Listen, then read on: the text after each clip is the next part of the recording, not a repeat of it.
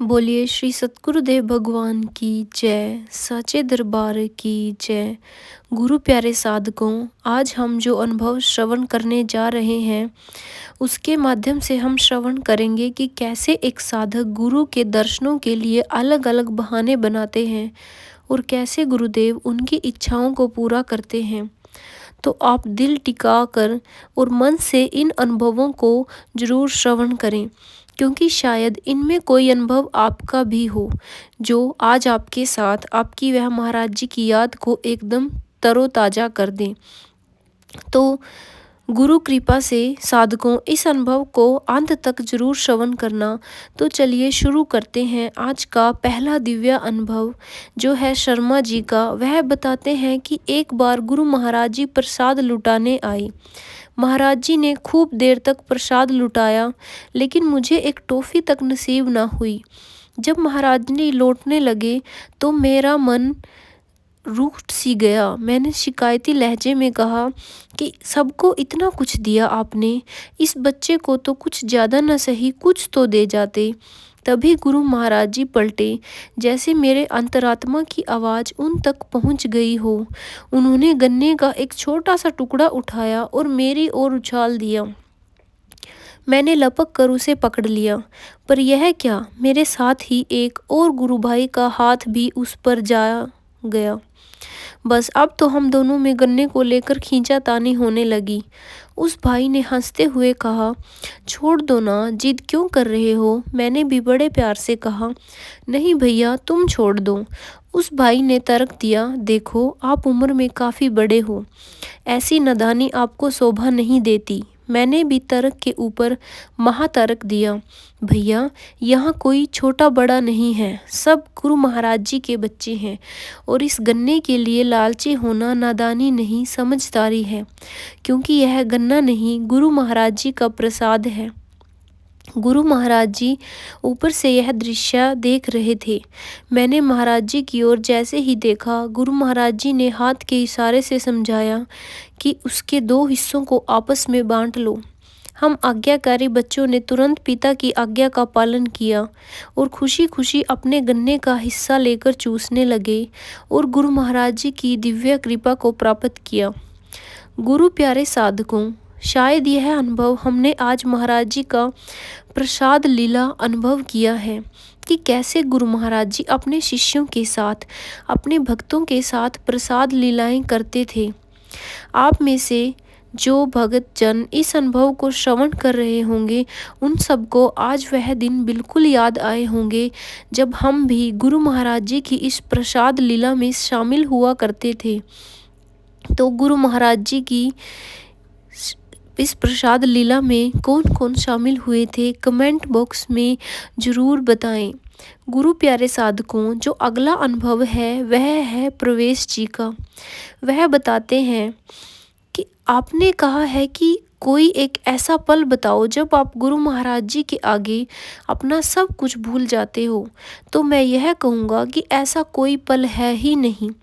मुझे गुरु महाराज जी के समक्ष कुछ भी याद रहा हो, वे सदा से पिता रहे हैं और सदा से उनका अबोध बालक रहा हूँ मैं। जैसे जब कोई बच्चा झटके से नींद से एकदम से उठ जाता है तो वह माँ पुकारता है, ऐसे ही आप यकीन नहीं मानोगे, जब से मुझे ज्ञान दीक्षा मिली है तब से मैं जब भी गहरी नींद से एकदम झटके से जागता हूँ तो मेरे मुंह से बस यही निकलता है, महाराज जी आप मेरे हैं और मैं आपका। गुरुदेव ने भी मेरा साथ सदा पिता की भांति दिया है। कैसे भूल सकता हूँ मैं वह काले दिन जब कुछ भ्रष्ट लोगों का मैं शिकार बन बैठा था। उन लोगों ने मुझे कई लाख रुपए के चक्कर में झूठा फंसा डाला था और इसी के चलते मैं डिप्रेशन का मरीज हो गया था। उन्हीं दिनों मेरी पत्नी ने गुरु महाराज जी के लिए गाजर का हलवा बनाया और मुझे कहा कि आज आप सुबह ऑफिस जाने से पहले आश्रम में दे जाना। अब गुरु महाराज जी की लीला देखो, जैसे ही मैं आश्रम में पहुंचा, महाराज जी ने मुझे अपने कक्ष में बुला लिया और फिर बड़े सहज भाव से कहा, दिखा तो मेरे लिए क्या लेकर आया है। आज मैंने गाजर का हलवा गुरु महाराज जी को भेंट स्वरूप दिया। महाराज जी के पास एक बड़ा सा खाली डोंगा, एक मलाई से भरा डोंगा रखा था। महाराज जी ने उस खाली डोंगे में पहले सारा हलवा डाला और फिर सारी मलाई, फिर एक बड़े से चम्मच से उसे फेंटने लगे। मुझे हैरानी हुई कि महाराज जी को कैसे पता चला कि मैं हलवा ला रहा हूँ। उन्होंने पहले से ही सारा इंतजाम करके रखा हुआ है।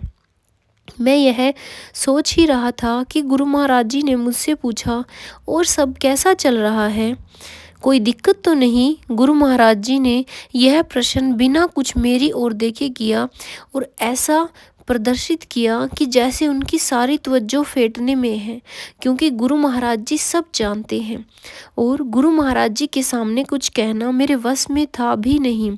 पर क्योंकि गुरु महाराज जी सीधा नहीं देख रहे थे, इसलिए मैंने कहने की हिम्मत जुटाई और छोटी से छोटी बात भी कह डाली। मेरी बात खत्म होते ही गुरु महाराज जी ने फेंटना बंद कर दिया और बोले, अच्छा हाथ आगे कर। फिर गुरु महाराज जी ने चम्मच भर भर के गाजर का हलवा मेरी अंजलि पर डाल दिया। अब अंजलि पूरी भर गई और बोले, खा। मैंने बंदरों की तरह मुंह से दोनों हाथों में भरे हलवे को खाना शुरू कर दिया। गुरु महाराज जी गौर से मेरी ओर देखते रहे, एक बूंद भी मैंने नहीं छोड़ी। जब मैंने खाना खाकर दोनों हाथ अच्छी तरह से चाट लिए तो वे बोले, अच्छा अब जा, चिंता नहीं चिंतन किया कर, सब ठीक हो जाएगा। बस उस दिन के बाद तो मेरा डिप्रेशन ऐसे रफू चक्कर हुआ कि जैसे 18 साल का हो गया हो, और आज तक ऐसा वो कहते हैं कि आज 18 साल हो गए हैं और आज तक लौट कर नहीं आया। मुझे तो लगा कि उस दिन गुरु महाराज जी ने हलवे के साथ साथ मेरे सारे कर्म फेंट डाले थे, तभी तो मैं उस इलाज से बेदाग बाहर निकल आया। सो ऐसे गुरुदेव जो अंदर से बाहर से हर वक्त हमारे साथ हैं, पिता बनकर हमारी हर समस्या का समाधान चुटकियों में दे देते हैं, उनके आगे हम क्या हैं। यह अनुभव सिर्फ प्रवेश जी का ही नहीं है, बल्कि हम में से लाखों शिष्यों के अनुभव होंगे। जब हमें गुरु महाराज जी ने ऐसे ऐसे प्रश्नों को सुलझा कर दिया है। गुरु महाराज जी कभी साधना के माध्यम से तो कभी प्रत्यक्ष रूप से। गुरु कहा भी करते हैं कि गुरु अपने शिष्य के सदैव अंग संग रहते हैं और वे अपने शिष्य के हर कार्य को संवार देते हैं, चाहे वह प्रत्यक्ष रूप से हो या फिर अप्रत्यक्ष रूप से। यहाँ गुरु महाराज जी उसी बात को सिद्ध करते हुए नजर आए हैं। चलिए एक और भक्त का अनुभव आज हम श्रवण करते हैं, जिनका नाम है S.A.K. वासुदेव। वह बताते हैं कि जब कभी कर्म संस्कारों के कारण दुख से विवश होता हूँ तो गुरु महाराज जी के दर्शन, उनके सानिध्य, उनके वचनामृत सुनने के लिए आत्मा तड़प सी उठती है।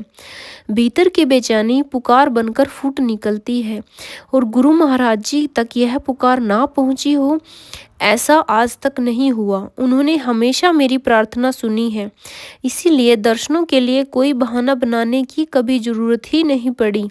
और हाँ, जब कभी बिना तड़प या भावों के केवल आंखों की तृप्ति के लिए कोई और बहाना बनाया भी है तो वह हमेशा फेल ही हुआ है। महाराज जी ने ऐसे में कभी दर्शन ही नहीं दिए। S.K. वासुदेव जी बता रहे हैं कि गुरु महाराज जी के लिए अगर हमारे दिल के अंदर प्रेम भावना, एक दर्शन की तड़प हो, गुरु महाराज जी में ऐसा दर्शन ना दे हो ही नहीं सकता। तो इस अनुभव से, बेशक यह छोटा अनुभव था, कुछ चंद मिनटों का अनुभव था, पर हमारे जीवन में कितनी बड़ी सीख दी है। इसमें यह बताते हैं कि अगर एक शिष्य गुरु महाराज जी का दर्शन चाहता है तो गुरु महाराज जी से प्रार्थना करे, एक सच्ची तड़प अंदर उठाए, तो गुरु महाराज जी कभी भी दर्शन ना दे ऐसा हो ही नहीं सकता कि गुरु महाराज जी अपने शिष्य को कभी खाली मोड़ दें। बस हमें वैसी तड़प की ज़रूरत है, वैसी तड़प हम अपने अंदर पैदा करें, तब गुरु महाराज जी हमें एक सेकंड भर की दूरी पर भी नहीं होते। तो गुरु प्यारे साधकों, एक ही बात है कि गुरु अपूर्ण नहीं बल्कि शिष्य अपूर्ण रहता है, तभी हम नास्तिकता की तरफ बढ़ते हैं। बस हमें भी अपने आप को गुरु महाराज जी के लायक बनाना है। प्रवेश ढल जी का एक छोटा सा अनुभव और लिखते हैं। वह लिखते हैं कि मेरी तो यही अरमान है कि गुरु महाराज जी ने हमेशा जो मुझे अपना सानिध्य की शरण दी है, वह हमेशा के लिए मुझे दे रखी है। यदि हमसे गलती हो जाए तो हमें डांटे, फटकारे या दंडित करें, पर हमारा त्याग कभी ना करें। हमारा हाथ पकड़कर हमें मंजिल की ओर बढ़ाते चलें। हमने इस मार्ग पर चलने का जो मजा चखा है, वह हमेशा मिलता रहे। हर एक साधक यही चाहता है गुरु महाराज जी से, गुरु महाराज जी उसको ऐसा सानिध्य दे। बस गुरु प्यारे साधकों, गुरु महाराज जी भी आप पर अपनी करुणा ऐसे ही लुटाएं। वैसे तो गुरु महाराज जी कोई कसर नहीं छोड़ते, पर फिर भी हमें दुआ करनी चाहिए, हमें प्रार्थना करनी चाहिए कि गुरु महाराज जी आपका सानिध्य हमें सदैव मिलता रहे। और इसी के साथ मैं आज के अनुभवों की श्रृंखला को यहीं समाप्त करती हूँ। मिलते हैं फिर से अनुभवों की श्रृंखला में एक बार दोबारा से। सो बोलिए श्री सतगुरुदेव महाराज जी की जय, साचे दरबार की जय, आशु पिता महाराज की जय। जय श्री राम।